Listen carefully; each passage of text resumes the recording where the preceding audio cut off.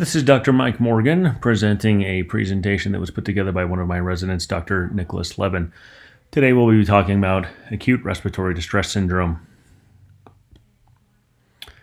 To give you a background, we will first introduce the disease process, then we will discuss the pathophysiology, then we will discuss the diagnosis, and then finally we will talk about some of the common and modern advancements in treatment. Before we go further, I would like to present this slide. This is a up-to-date 2019 guideline on the management of ARDS. At the very bottom of this slide, we begin with ARDS of low severity. Moving up, we increase in severity, and we have delineated the appropriate treatments for ARDS given the severity. We will touch on this slide at the very end when we wrap up today's discussion. To begin with the definition, ARDS, when it was first identified as a distinct pathophysiological process, was described as, quote, a distinct type of hypoxemia respiratory failure characterized by acute abnormality in both lungs. The process was first described in 1967. Military clinicians working in Vietnam called it shock lung. Civilian clinicians called it adult respiratory distress syndrome. Over the years, we have come to understand ARDS in much more detail. One thing to remember about ARDS is it is not a specific disease process. ARDS is a disease process that can accompany other disease processes, oftentimes as a result of those particular processes. Currently, we use the Berlin definition of ARDS, and this has been in place since 2012. To review the Berlin definition, we first start with the timing of the process. We must have identified that the process has begun within 1 week of a known clinical insult. This clinical insult can be a direct respiratory issue, such as pneumonia, aspiration, pneumonitis, or it can be a clinical insult that does not necessarily cause direct injury to the lung, such as severe sepsis, multiple long bone fractures, or severe trauma. Once we have established that the timing of the respiratory failure has occurred within 1 week of the known insult, we then grade the degree of lung injury into one of three categories. This is important as it will oftentimes guide how aggressive we are in terms of our treatment. One of the key elements of this grading is the P to F ratio. This refers to the ratio of the partial pressure of oxygen on an arterial blood gas with the fraction of inspired oxygen. Mild is a range between 200 and 300 millimeters of mercury, a P to F ratio of 200 to 300 millimeters of mercury. The second important part of this is that this is determined on a PEEP or a CPAP of greater than 5 centimeters of water. Again, every patient that is diagnosed with ARDS or early in the process may not be intubated, and so we use the criteria of a PEEP or CPAP of greater than 5 millimeters of mercury. Moderate ARDS is a P to F ratio of 100 to 200 millimeters of mercury, and severe is a P to F ratio less than 100. Next, we have a criteria that is based on imaging. This is the appearance of bilateral opacities based on a chest X-ray or chest CT that is not fully explained by pleural effusions or atelectasis. Finally, we can think of the pulmonary arterial wedge pressure, or in simple terms, we need to make sure that the bilateral opacities and respiratory failure that we are witnessing in our patient are not explained by cardiac failure or fluid overload. In the emergency department and in the intensive care unit, this is an excellent place for use of bedside ultrasound. With bedside ultrasound, we can look at the lungs to determine whether or not there are B lines that may indicate pulmonary edema. We can look at the IVC to determine whether or not there is evidence of fluid overload. And we may look at the cardiac output to determine whether or not our patient appears to be in congestive heart failure. In the United States, ARDS affects approximately 200,000 patients per year, resulting in upwards of 75,000 deaths. Globally, ARDS affects approximately 3 million patients every year. 10% of those patients will be admitted to the ICU, and 24% of those patients will be on mechanical ventilation. The mortality rate for ARDS is very high. In the literature, anywhere from 35 to 46% of patients will have incredibly high mortality once they have a diagnosis of ARDS. ARDS is not a process that once it is treated will resolve and leave the patient normal and healthy. Survivors of ARDS can have significant physical, psychiatric, and cognitive comorbidities up to 5 years down the road. Pathophysiology. Here is a diagram of an alveolar lumen and the interstitial space between that alveoli and the pulmonary capillary bed. The pathophysiology of ARDS typically runs in 3 phases. The beginning phase, which happens over 7 to 10 days, is an inflammatory phase where we see multiple pro-inflammatory cytokines invade the alveoli. Neutrophils are recruited and activated, which then release multiple toxic mediators, which cause structural damage to the alveoli, destroy the production of surfactant, and ultimately will lead to an increase in edema in the interstitium between the alveolar membrane and the pulmonary capillary. Here we see the pulmonary capillary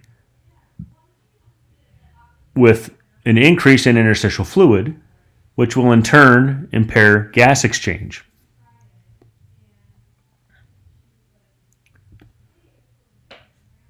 The consequences of this pathophysiological process include impaired gas exchange or a ventilation perfusion mismatch, decreased lung compliance, which is an important hallmark of ARDS,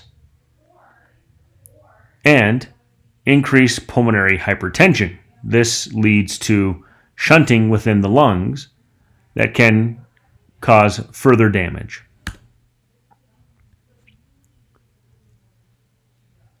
The etiologies of ARDS are broad and wide. Here is a small list of possible causes of ARDS.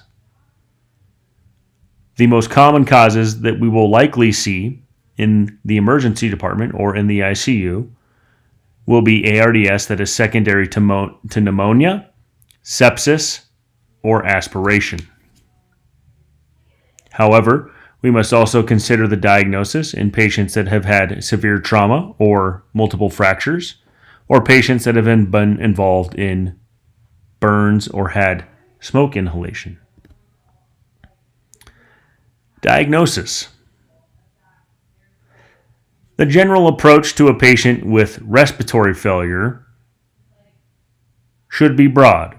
It begins with a thorough history. The history of fever or productive cough may make us think of an infectious etiology.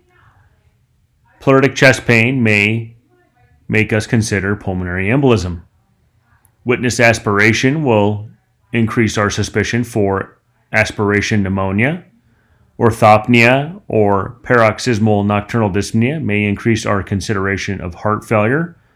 Hemoptysis may increase our concern for pulmonary hemorrhage or pulmonary embolism.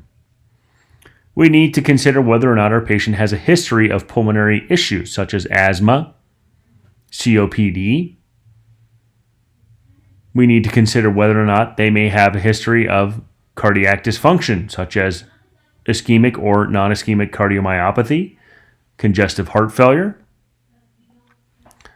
We need to wonder whether or not our patient has a diagnosis of lung cancer or pulmonary fibrosis or interstitial lung disease. We must also consider the possible setting of our patient's injury. Were they involved in a trauma? Were they involved in a structural fire where they have inhaled smoke or toxins? Have they had exposures or multiple sick contacts? These historical questions are not necessarily specific to ARDS, but again will help us determine the potential underlying cause of possible ARDS in our patient. On the physical exam, we need to be looking for signs of acute cardiogenic pulmonary edema. We need to be examining for signs of pneumonia. We need to consider even subdiaphragmatic etiologies, such as increased abdominal extension, small bowel obstruction, volvulus, increased ascites. Another thing on the exam to look for is burns around the mouth, around the nares, mucosal edema in the setting of burns, track marks that may indicate intravenous drug use, the evidence of septic emboli on imaging.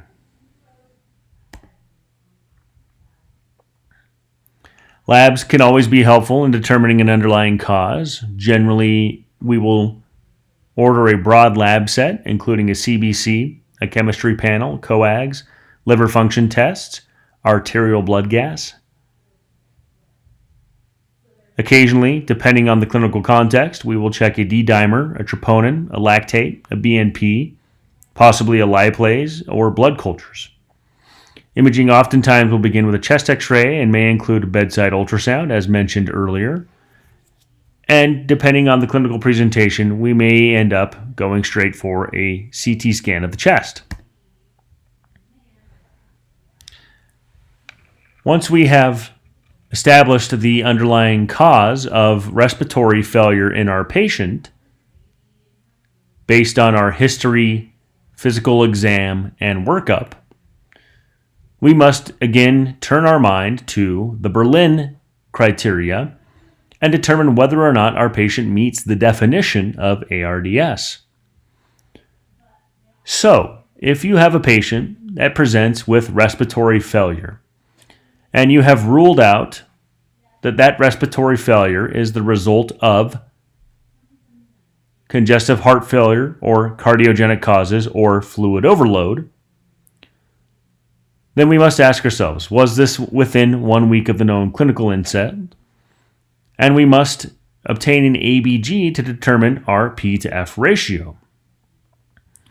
If we have respiratory failure within 1 week with a P to F ratio 300 or less, with bilateral opacities on chest x-ray that are not explained by cardiac failure or fluid overload, then our patient has ARDS. Once we have made this diagnosis, not only must we treat the underlying and causative condition, but we must also begin to apply therapies specific to ARDS. Here are some example chest x-rays of patients with bilateral opacities.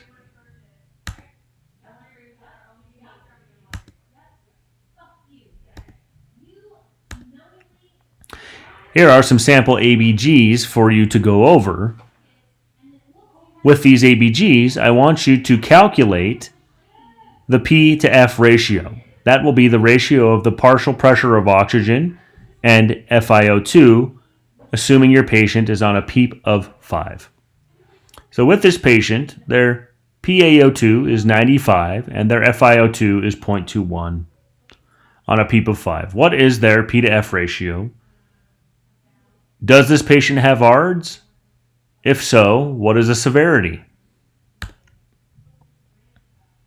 Here's another example of a patient with a PaO2 or partial pressure of oxygen of 80 and an FiO2 or fraction of inspired oxygen of 0.5.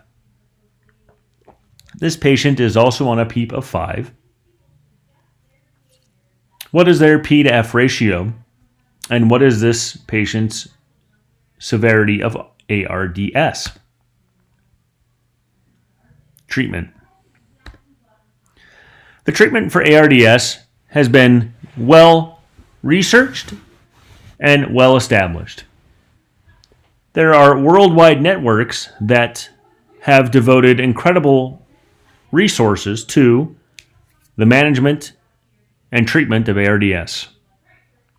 One of your most important resources as a clinician will be your ardsvn website or the ARDSnet website. This is a clinical network that has a website with many resources about the treatment of ARDS, including quick reference tools and protocols. The primary treatment of ARDS is something called lung protective ventilation. Now, we must think very clearly and carefully about how we are ventilating our patients. In general, mechanical ventilation is not harmless. We have the ability to do harm to our patients in many ways through mechanical ventilation. This harm can occur in a number of ways.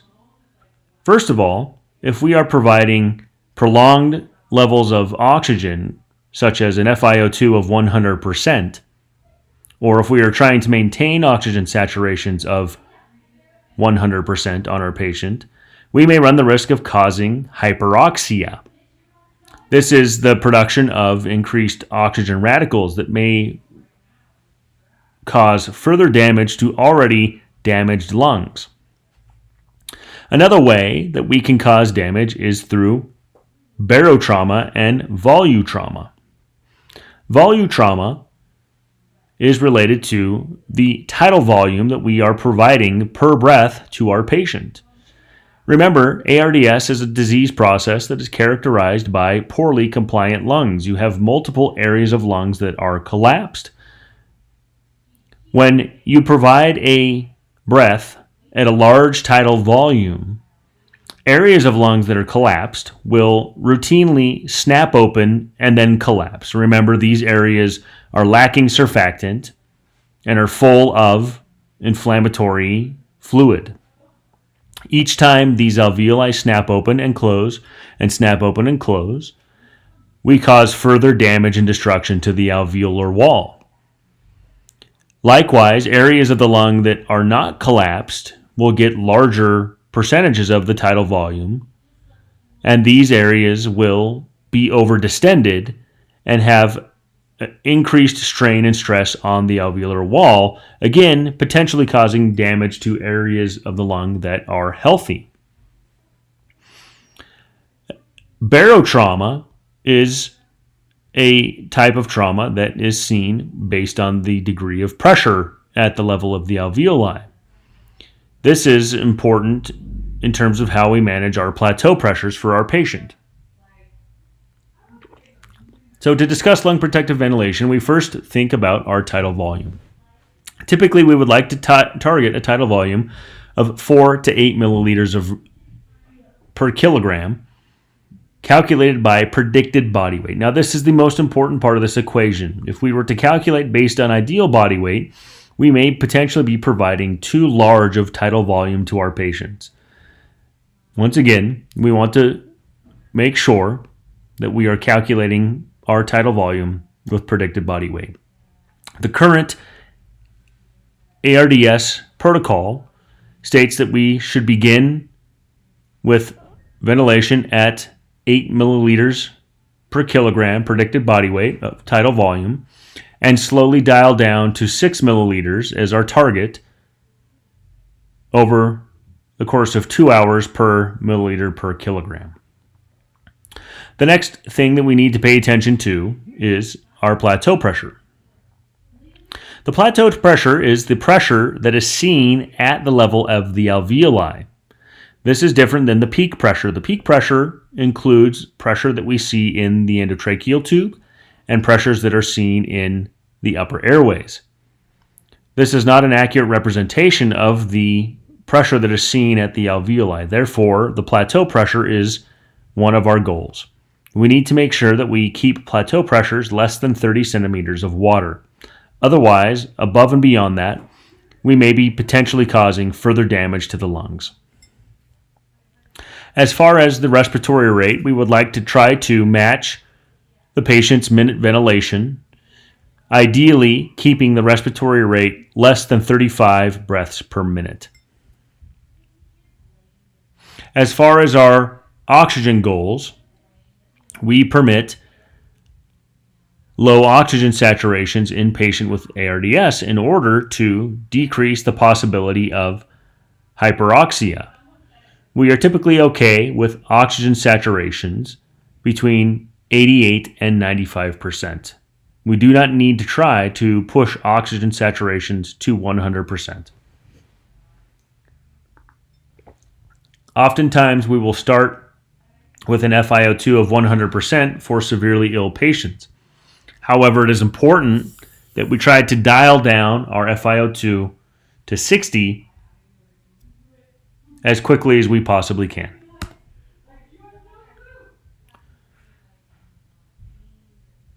One of the other most important advances in the treatment of ARDS is prone positioning.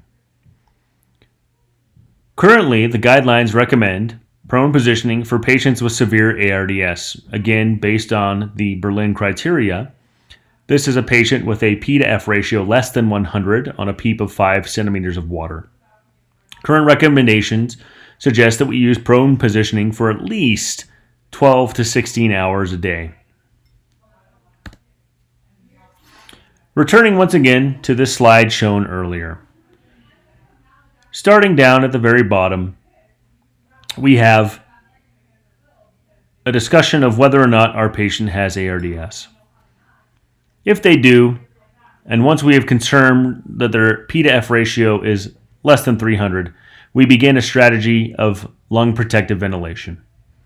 We target a tidal volume of 6 milliliters per kilogram of predicted body weight.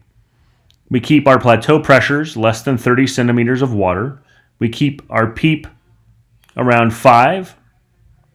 And we make sure that we control for hypercapnia because this can change blood flow in the pulmonary vasculature.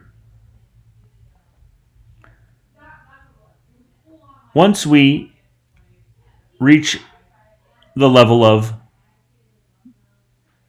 moderate ARDS, we may want to move to a high level of PEEP. If we see the area of P to F ratio less than 200, at this point in time, it may be prudent to increase the PEEP or do a PEEP test up to 12 centimeters of mercury. We may want to use high levels of PEEP if we are having trouble oxygenating our patient or if we are needing to increase our FiO2.